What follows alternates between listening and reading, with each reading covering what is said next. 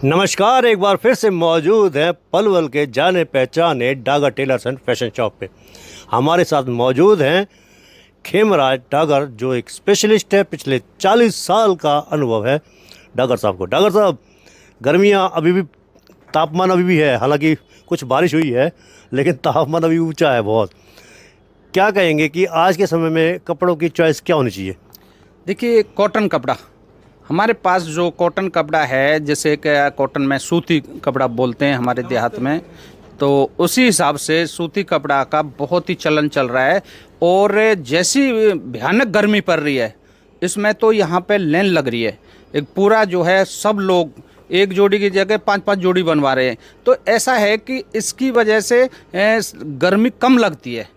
और जो टेरिकोट और सस्ता वाला कपड़ा और ऐसा पहनते हैं लेन देन वाला, तो उसमें तो आदमी उल्टा फूकता है, क्योंकि हीट बहुत है और गर्मी बहुत है। तो गर्मी बहुत है तो उल्टा नुकसान करती है शरीर पे, चमड़ी भी खराब होती है, दाने निकलते हैं, फुंसियाँ निकलती हैं। तो इसलिए मैं तो कहूँगा एक कूल कपड़ा लें और डागर टेलर से लें और सस्ता सिलवाएं, हमसे सिलवाएं और यहीं पे आएँ। डागर साहब, कपड़ा जब लेते हैं तो सॉफ्ट होता है बहुत, लेकिन बाद में धीरे धीरे समय बीतता जाता है तो अकड़न सी आ जाती है कपड़े में। इसकी वजह क्या हो सकती है? कि कपड़े सुखाने का तरीका हमारा कुछ गलत है क्या, या कपड़े सुखाने का कोई तरीका है इसका? हाँ, ये बहुत बढ़िया सवाल आपने पूछा है कि ऐसा हमारे घरों में अक्सर होता है। एक कपड़े में कड़कपन क्यों आता है? कपड़े का कड़कपन यूँ आता है कि हमारे जो घरों में कपड़े धुलते हैं तो वॉशिंग मशीन से धुलते हैं, और वॉशिंग मशीन की धुलाई को करके और झट तार पे सुखा देते हैं लोग।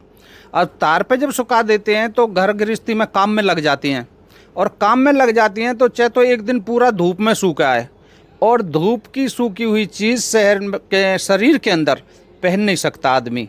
तो इसलिए मेरा कहना ये है, कभी भी तार पे इस तरीके से ना सुखाएं। एक वॉशिंग मशीन में सुखा के हल्की सी हवा लगा के और उसको तह बना के रख दें, और फिर उस पर कभी भी प्रेस करके पहने, ताकि कपड़े का तेल ख़त्म ना हो। और तेल ख़त्म हुआ तो कपड़ा ख़त्म हो जाता है, फिर ओढ़ सा लगता है, आदमी बहुत बुरा लगता है, पहना हुआ भी बुरा लगता है। कहीं जाता आता है तो ऐसा लगता है इस आदमी ने तो यार खाने पहनने का ढंग ही ना, प्रेस ही ना कर रखी। तो ये बहुत सी चीज़ें हैं इसमें देखने के लिए।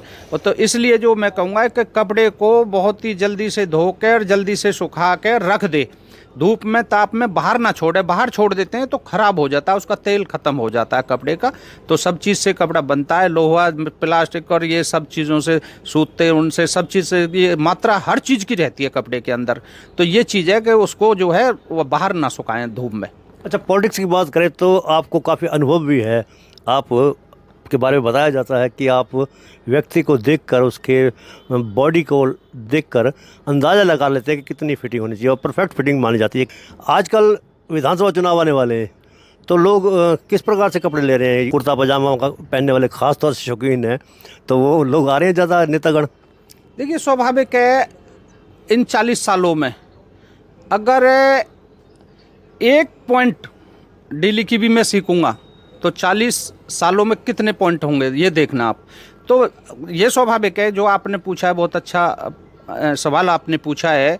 एक भाई जो है कपड़े का नाप देख कर दूर से या टीवी से, अगर टीवी पे व्यक्ति है तो मुझे आप ये पूछ सकते हो कि इसका कितना नाप है। अगर ना हो तो गारंटी है, काम छोड़ दूंगा, ये मेरी गारंटी की बात है।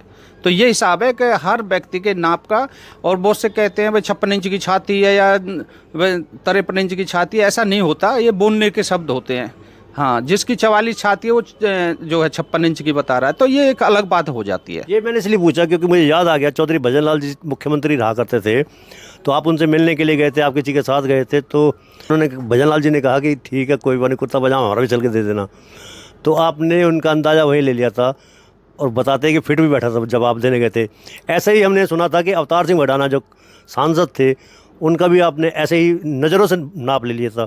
ये नज़रों से जो नाप लेते हैं आप, इसके पीछे क्या वजह हो सकती है कि इतनी परफेक्ट फिटिंग क्यों बैठ जाती है? ये मेरी भूटानी जी, मैं आपको बहुत बधाइयाँ दूंगा, क्योंकि आपका जो चैनल है वो ऐसी ऐसी बातों को लाता है कि भाई जो किसी की सोच से भी परे है, उन सोचों को उखाड़ के जो आगे धर देते हो आप। बहुत बहुत धन्यवाद आपके चैनल का।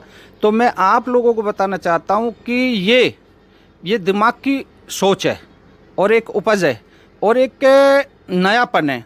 मैंने जिस दिन से काम सीखा है और आज तक की रुचि में उसी तरीक़ा से रुचि लेके काम करता हूँ। मैं अभी भी अपने हाथ पे, अपने मन पे, अपने तन पे, अपने आप पे विश्वास करता हूँ और कस्टमर की फुल संतुष्टि करके देता हूँ हर तरीक़ा से। तो इसलिए मुझे कोई दिक्कत नहीं आती किसी की भी फिटिंग में, कितना ही मोटा ताज़ा आदमी हो, कितना ही बड़ा हो और कैसा ही सीधा हो या सादा हो, कैसा भी व्यक्ति हो, मुझे कोई दिक्कत नहीं आती।